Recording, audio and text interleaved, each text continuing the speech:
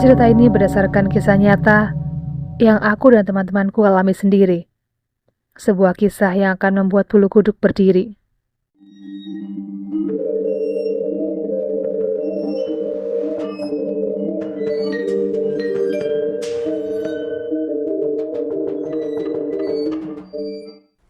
Kisah mengerikan ini berawal dari rencana liburan kami, Roni, Evan, dan aku sendiri. Kami telah merencanakan untuk menikmati liburan kali ini di Villa Puncak bertiga, hanya di antara 3 lelaki petualang berjiwa mahok. Semua persiapan telah dilakukan, gak ada yang ketinggalan. Perjalanan pun kami mulai pada malam hari dengan menggunakan mobil sedan kepunyaan Roni. Perjalanan menuju puncak kali ini agak sedikit berbeda dengan turunnya hujan. Suasana terasa begitu suram, sepi, dan lebih dingin dari biasanya. Sesekali mataku menerawang menatap keluar dari balik kaca mobil yang berembun. Apa yang kulihat hanya gelap dan cahaya lampu rumah dari kejauhan. Sepi sekali, gumamku. Di tengah perjalanan, setelah sampai di kawasan puncak, temanku Evan melihat beberapa tukang jagung bakar di pinggir jalan. Tiba-tiba dia memberi usulan untuk mampir sejenak dan menikmati jagung bakar sebelum sampai di villa tempat kami menginap nanti. Tapi Roni tetap ingin meneruskan perjalanan, entah karena firasatnya yang tidak enak atau mungkin dia lupa cara ngerem mobil. Tapi karena Evan terus mendesak Roni untuk mampir sejenak menikmati jagung bakar, akhirnya dia bersedia untuk mencari tukang jagung bakar sembari melanjutkan perjalanan. Aku tak begitu menghiraukan perdebatan antara kedua temanku yang maho itu. Aku terlalu sibuk menatap aneh suasana di luar sedan yang kutumpangi. Seperti ada kekuatan besar yang jahat di luar sana, yang menunggu dan siap menelan kami ke dalam kengerian dan kematian. Ya udah, kita cari tukang jagung bakar dulu deh, resek lu, ujar Roni agak ketus. Perlahan kami menyusuri jalan sambil melihat ke sisi kiri dan kanan, mencari tukang jagung bakar. Tapi tak kami temukan tukang jagung bakar atau warung yang buka. Setelah kurang lebih 30 menit kami mencari, tetap belum juga ketemu tukang jagung bakar. Akhirnya kami mencoba bertanya kepada orang sekitar. Kebetulan ada kakek-kakek. Entah dari mana datangnya kakek-kakek itu, karena waktu itu jalan sudah sepi. Kami pun berhenti, kemudian aku bertanya kepada sang kakek itu.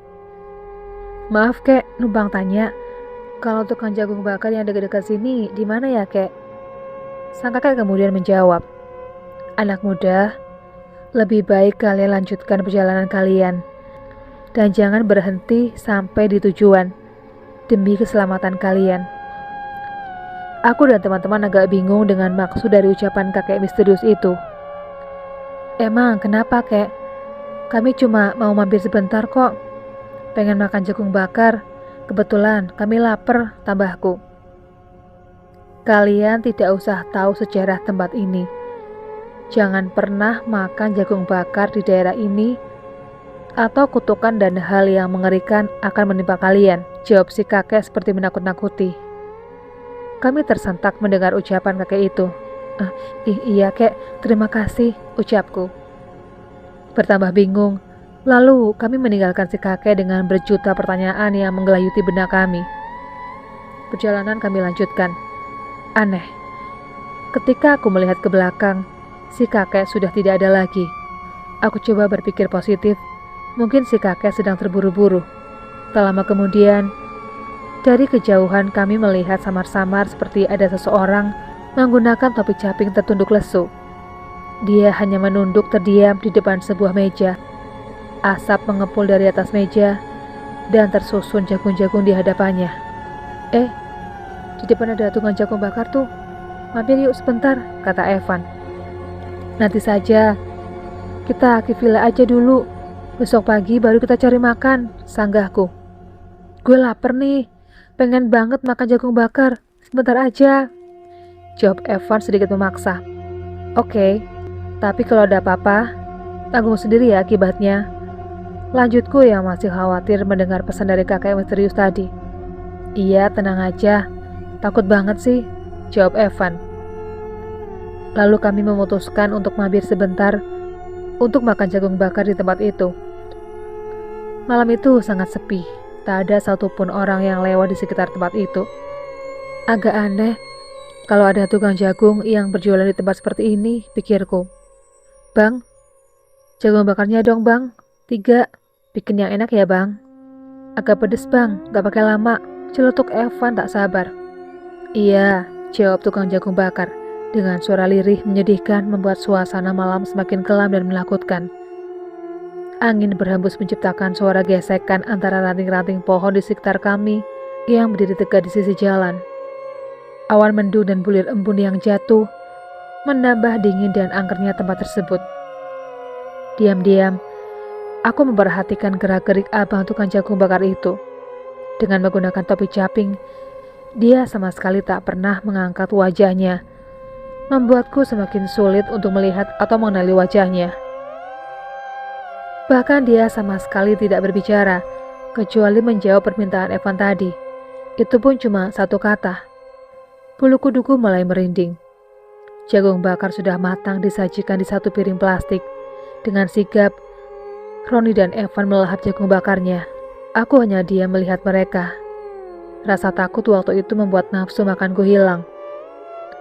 Lo nggak doyan jagung bakar, Yus? Tanya Evan. Enggak, Van, lagi males makan. Lo buruan deh makannya. Terus kita cabut dari sini, jawabku. Iya, tapi jagung bakar lo buat gua ya. Gak lo makan ini? Sahut Evan cengengesan karena senang mendapatkan jatah jagung bakarku. Ah, lo mah emang rakus, celetuk Roni. Sementara mereka makan jagung bakar, aku menunggu di mobil untuk menghilangkan rasa takutku. Sekejap saja, aku lalu tertidur. Suara pintu tiba-tiba dibanting sebanyak 2 kali. Aku terkejut dan seketika terbangun dari tidurku. Dengan tergesa-gesa, Roni mencoba menyalakan mobil dan langsung menginjak pedal gas kencang-kencangnya. Kenapa sih? Tanyaku bingung atas apa yang terjadi. Jagung bakarnya udah dibayar belum? Tambahku penasaran. Mereka hanya terdiam. Tubuh Roni dan Evan terlihat gemetar seperti orang kedinginan. Van, kenapa sih? Tadi jagung bakarnya udah dibayar belum? Kembali kulontarkan pertanyaan yang sama, tapi kali ini khusus pada Evan. Nah, itu dia masalahnya, Yus. Tadi pas gue sama Roni mau bayar jagung bakarnya, waktu gue nengok, ternyata abang tukang jagungnya udah gak ada. Meja tempat jagung bakarnya juga udah menghilang, jawab Evan masih ketakutan. Lo makannya kelamaan kali, jadi abang tukang jagungnya langsung pulang, kataku mencoba menenangkan. Enggak kok, kita nggak lama makannya. Lagian aneh banget kalau sampai abang tukang jagung sekaligus mejanya menghilang secepat itu. Sangga Evan mencoba meyakinkanku atas apa yang terjadi. Iya Yus, beneran. Lo tidur di mobil sih tadi, jadi nggak tahu apa yang terjadi. Beneran aneh. Emangnya itu tukang jagung nggak mau dibayar? Tambah Roni berargumentasi. Ya udah, kita langsung ke villa aja. Kita bahas di sana. Kita bahas di sana aja, kataku. Malam itu seolah sangat panjang. Entah kenapa seolah perjalanan kami terasa sangat jauh, tak kunjung sampai. Semoga saja itu hanya perasaanku saja. Semoga semuanya baik-baik saja. Belum sampai di tempat tujuan, kejadian aneh pun kembali terjadi. Roni dan Evan mengeluh sakit perut dan ingin buang air besar dalam waktu yang bersamaan. Aduh, perut gue mules banget nih. Gak tahan pengen boker, kata Roni. Iya, sama Ron. Gue juga mules banget, gak tahan, sahut Evan. Ya udah, minggir aja dulu. Cari semak-semak buat lu berdua boker, ucapku. Iya, kita berhenti dulu ya. Nyari tempat buat boker, tambah Roni. Roni pun menepikan mobil di dekat semak-semak. Mereka bergegas keluar menuju semak-semak untuk buang air besar. Aku menunggu di luar mobil. Duduk di pinggir jalan, di bawah pohon-pohon besar sambil menghisap rokok. Sudah 30 menit lebih aku menunggu. 3 batang rokok sudah aku habiskan. Tapi tak ada tanda-tanda kalau mereka sudah selesai buang air besar. Aku coba panggil-panggil mereka, tapi tak ada jawaban. Kekhawatiranku pun menjadi-jadi. Aku coba menghampiri mereka, untuk memeriksa keadaan. Aku benar-benar terkejut dan ngeri sejadi-jadinya atas apa yang kulihat. Aku tak mampu bergerak atau mengucapkan sepatah kata pun. Aku hanya mampu berdiri terpaku dengan dengkul bergetar. Apa ini? Apa yang sedang terjadi? Pertanyaan itu berputar-putar dalam kepalaku. Apa yang kulihat benar-benar mengerikan. Sangat mengerikan. Sekali lagi, mengerikan.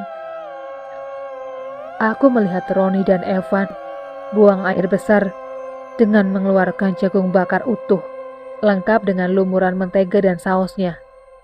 Lalu mereka dengan lahap memakannya lagi, sampai habis tak tersisa. Lalu mereka boker lagi, dan kembali mengeluarkan jagung bakar utuh dari anusnya. Sekali lagi aku jelaskan, jagung bakarnya lengkap dengan mentega dan saus. Terlihat hangat seperti baru matang. Kemudian mereka memakannya seperti tak pernah kenyang, seperti setan yang kelaparan. Lalu mereka boker lagi dan keluar jagung bakar utuh lagi. Kemudian mereka memakannya lagi. Terus-menerus seperti itu. Mereka seperti terjebak dalam fata morgana. Mereka boker kemudian memakan kotorannya sendiri. Boker dengan mengeluarkan jagung bakar utuh lengkap dengan mentega dan saus. Terlihat hangat dan baru matang.